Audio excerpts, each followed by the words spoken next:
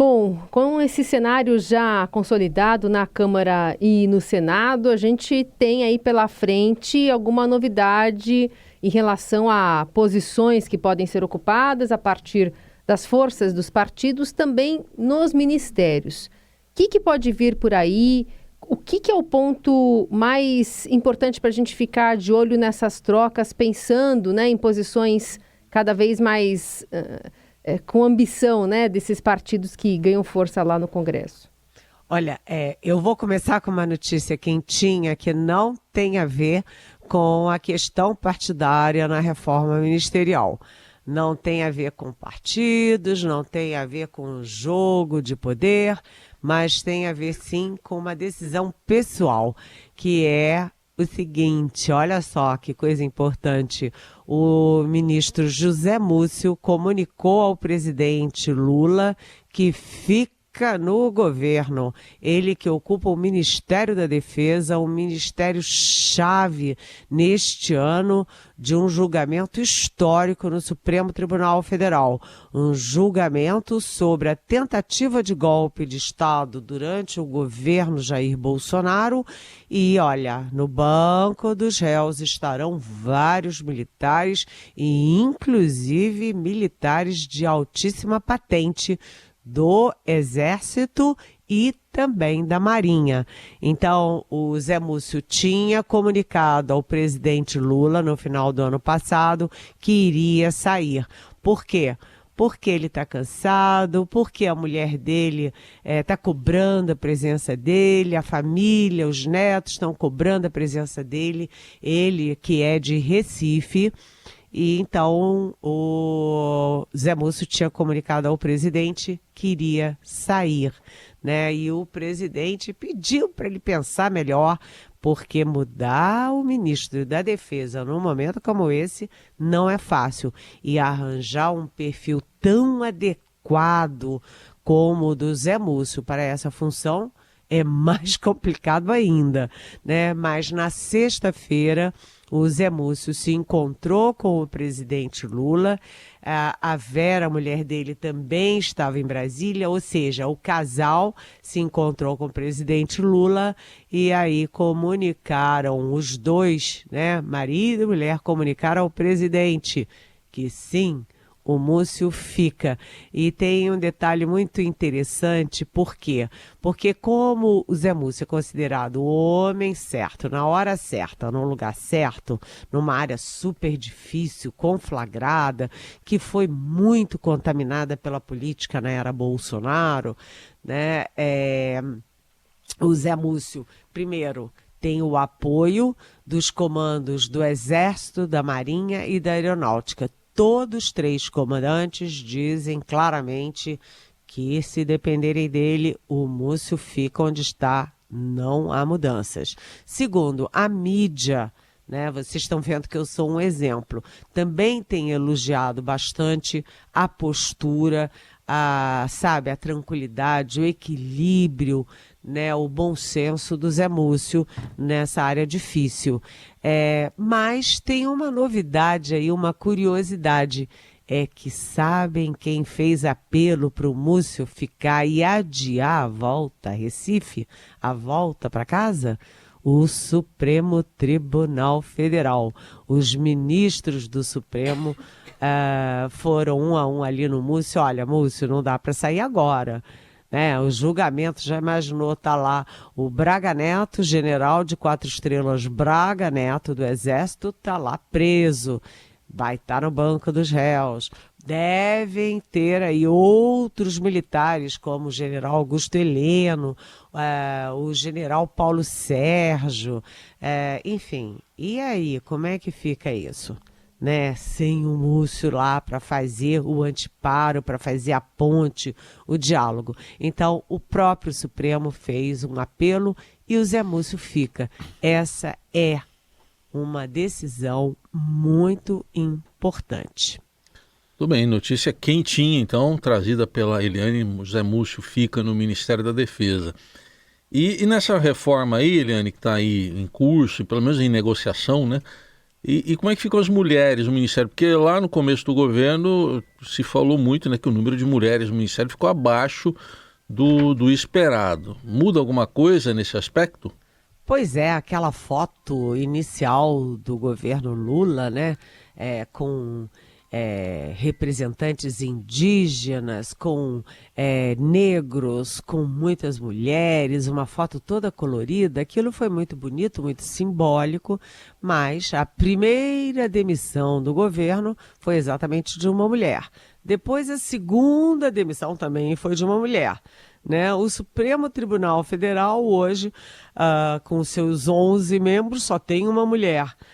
O Lula indicou 2 homens, então essa coisa de mulher está complicado.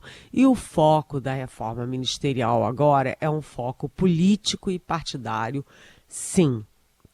Né, o Lula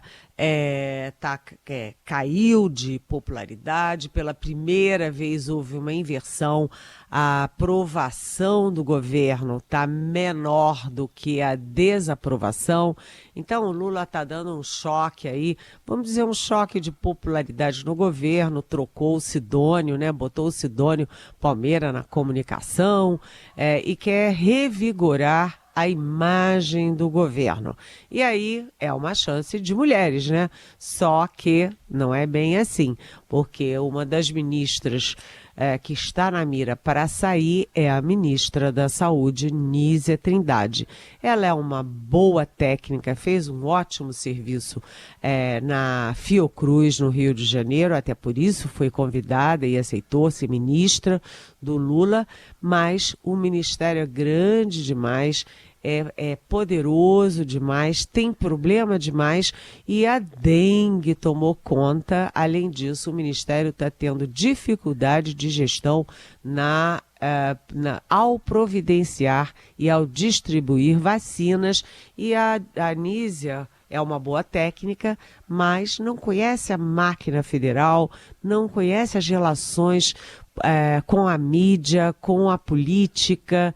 Enfim, o Lula gosta muito dela, a Janja, a mulher do Lula, também gosta muito dela, mas parece que, como essa área é uma área muito chave, inclusive para a imagem do governo, né, ela talvez a número 1 aí na mira de cortes. Quem pode ir para o lugar da Nízia Trindade? Bem, o chefe ali da coordenação política, o ministro Alexandre Padilha. E o Alexandre Padilha, que é médico, já foi ministro da Saúde no governo Dilma Rousseff. Se o Padilha é removido do Palácio do Planalto, da coordenação política para o Ministério da Saúde, abre-se uma bela vaga. E aí, o Padilha é do PT. Quem ocuparia essa vaga? Alguém do PT? Possivelmente não. Né? Pelas minhas conversas de ontem, a possibilidade é de o Lula aproveitar esta vaga para botar alguém do Centrão, mas alguém do Centrão que seja ligado a ele historicamente, que tenha boas relações com ele, que conheça bem o Centrão, mas que seja digerível pelo PT. E aí surge um nome novo nessa história toda, que é o do Silvinho Costa, que é o atual ministro de Portos e Aeroportos, ele que é de Recife e ele que é muito jovem e é um parlamentar do Republicanos. Lembrando que o PSD do Kassab e União Brasil, do agora presidente do Senado, Davi Alcolumbre, não tem 3 ministérios cada um, mas não entregam votos no Congresso. Né? Já o Republicanos do Silvinho Costa Filho não tem tantos ministérios, né? Mas tem o quê? Tem voto, dá voto para o governo. Então, tanto o PP, que foi da base do Bolsonaro, quanto Republicanos, que também foi da base do Bolsonaro e é o partido do Tarcísio Gomes de Freitas, governador de São Paulo, entregam votos. Então, olha, se houver mexida ali na articulação política, o Silvinho Costa é um nome forte. Bem, o foco também está em outra mulher, já que a gente está falando no Palácio do Planalto. Por quê? Porque a nossa Vera Rosa, muito bem informada como sempre, repórter aqui da sucursal de Brasília, informou que a Gleice Hoffmann, presidente do PT, é super cotada para ter um gabinete no Palácio do Planalto como secretária-geral da presidência e encarregada de fazer as negociações, abrir as pontes e o diálogo com os movimentos sociais, que parece que não estão muito felizes com o governo e que são historicamente aliados ao PT e ao Lula. Aí tem um probleminha, é que a Gleice Hoffmann abre a vaga da presidência do PT para o Edinho Silva, que foi prefeito no interior de São Paulo, um quadro desde das origens do PT, lá em 1980. Mas a Gleice Hoffmann, ela primeiro é muito próxima do Lula, foi muito fiel a ele no momento mais difícil da vida dele, quando ele estava preso em Curitiba, e ela é brigona. Então tem 2 ministros que não se dão bem, que vivem as turras, mas que se unem contra a ida da Gleice. Um é adivinhem, Fernando Haddad, da Fazenda, e o outro é o Rui Costa, da Casa Civil, porque a Gleice, que já foi chefe da Casa Civil no governo da Dilma, vai querer se meter na área do Rui Costa. E a Gleice Hoffmann também, que é metida a entender de economia, que vive as turras com o Haddad, vai querer também dar pitacos na economia e aí de dentro do Palácio do Planalto, pertinho do ouvido do Lula. Então, são 2 mulheres chaves nessa reforma. A Anísia para sair e a Gleice Hoffmann para entrar. Muito bem. Quente, hein? Essa primeira parte da coluna, hein? Saindo do forno aqui. Eliane, a gente já tem a definição das comissões, principalmente CCJ na Câmara e no Senado. Como é que ficam os trabalhos efetivamente a partir de agora? Bem, primeiro eu gostaria de falar do primeiro encontro do presidente Lula ontem com os 2 novos presidentes da Câmara e do Senado, Hugo Mota e Davi Alcolumbre, porque foi um encontro muito simbólico, uma foto, uma imagem muito forte do Lula rindo, Alcolumbre rindo, Hugo Mota rindo, e aí podia-se dizer, foi só aquela coisa, espuma de início de conversa, depois quebra o pau. Mas foi além disso, teve uma simbologia e teve sim um ambiente muito bom. E aliás, a grande estrela do encontro não foi nenhum dos 3, nem o presidente da Câmara, nem do Senado, nem da República. A grande estrela, ontem o ministro Padilha, Alexandre Padilha, me disse, olha, quem roubou a cena no encontro foi a mãe do Hugo Mota, que é a senhora Francisca Mota, que foi prefeita de Patos, uma cidade da Paraíba, A dona Francisca chegou alegre, feliz da vida e foi direto para o Lula e disse, olha Lula, eu sempre votei em você, voto em você desde 1989. Aí a gente fica pensando, mas o Hugo Mota é do Republicanos, um partido da direita, um partido que foi da base, assim, super da base do governo Bolsonaro. Aí a gente fica sabendo da história, A dona Francisca foi prefeita de Patos. O atual prefeito que acaba de ser reeleito é o Nabor Vanderlei, que é o pai do Hugo Mota, do presidente da Câmara.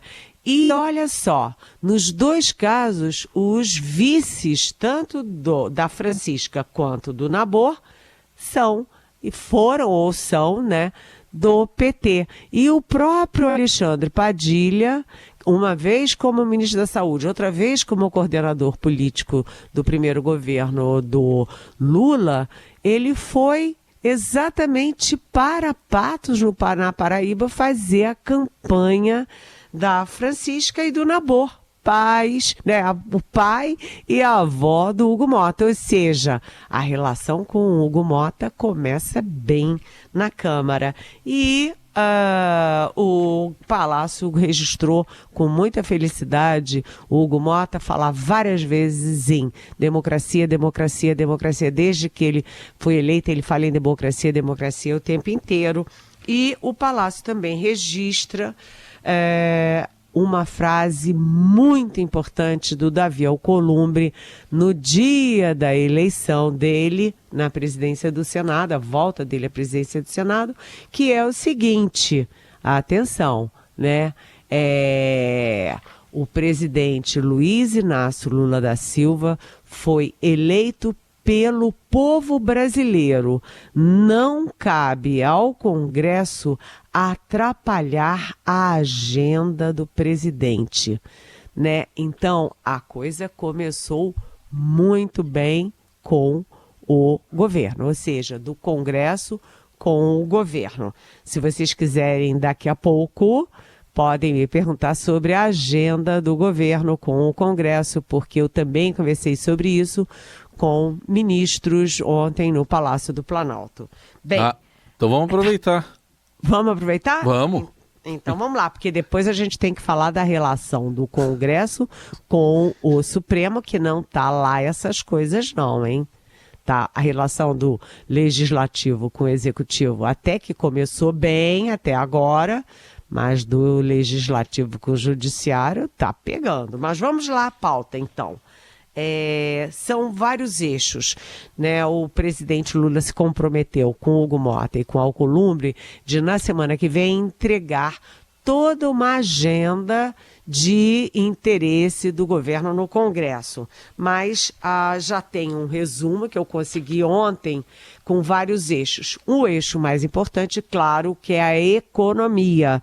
Aliás, está previsto o encontro hoje do Haddad com o Hugo Mota e com o Alcolumbre. Na economia, tem que aprovar o orçamento de 2025, Deus do céu, que até agora não foi. Segundo, a isenção de imposto de renda para quem tem renda de até R$5 mil. A questão dos super salários é importante para o governo e a questão da previdência dos militares, que é economia e é política também, é uma área delicada. Bem, a segunda questão é estímulo para as pequenas e médias empresas, porque a palavra da moda na política é empreendedorismo. Então, criar uma segunda fase do Acredite Agora para exportações, né? Tem também a economia criativa, que é um projeto da Lídice da Mata, e, finalmente, a segunda fase da regulamentação da reforma tributária. Na educação, que é uma outra área-chave, tem o Sistema Único de Educação, o Plano Nacional de Educação, que são coisas diferentes, e o Instituto de Avaliação do Ensino Superior, que eu chamo de INEP do Ensino Superior, né? Há também uma questão importantíssima, que é a questão das fake news, né? A Câmara com Arthur Lira sentou, trancou na gaveta, mas o governo considera de primeiríssima prioridade, né? Mas o Alexandre Padilha me disse que teve uma mudança, né? Agora, em vez de ficar falando de fake news, regulamentação, aí a oposição diz que é censura, vai mudar o eixo, a proteção das famílias, das crianças, dos adolescentes, dos negócios em relação às fake news, né? Isso é importantíssimo. E também tem aí uma outra questão que não está bem parada não, que é a PEC da segurança pública, porque tem muita resistência entre governadores. E aí sobre o Congresso e Supremo, né? Essa questão das emendas vai azedar a relação nos próximos meses ainda? Pois é, isso é que é o problema, né? Porque, veja bem, né, Carolina, ontem o Alcolumbre, né, declarou na abertura dos trabalhos do Congresso, olha, cada poder deve respeitar suas funções e as funções dos outros poderes. Foi um recado do Alcolumbre.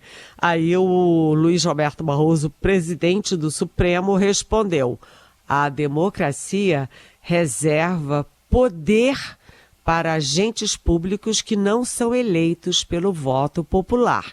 O que está por trás disso? Duas questões. O Congresso tem medo do Supremo e particularmente do Flávio Dino, não apenas na limitação das emendas, mas também na investigação sobre corrupção e desvios das emendas. Lembrando que o Alcolumbre e o Hugo Mota têm uns probleminhas nessa área. E de outro lado, o que é o medo do Supremo? O medo do Supremo é o Congresso aproveitar o pretexto das emendas para reabrir a discussão da anistia dos criminosos de 8 de janeiro, estendendo essa anistia para Jair Bolsonaro. Então, a relação entre judiciário e legislativo não começa muito bem e a gente vai falar muito disso ao longo desse ano.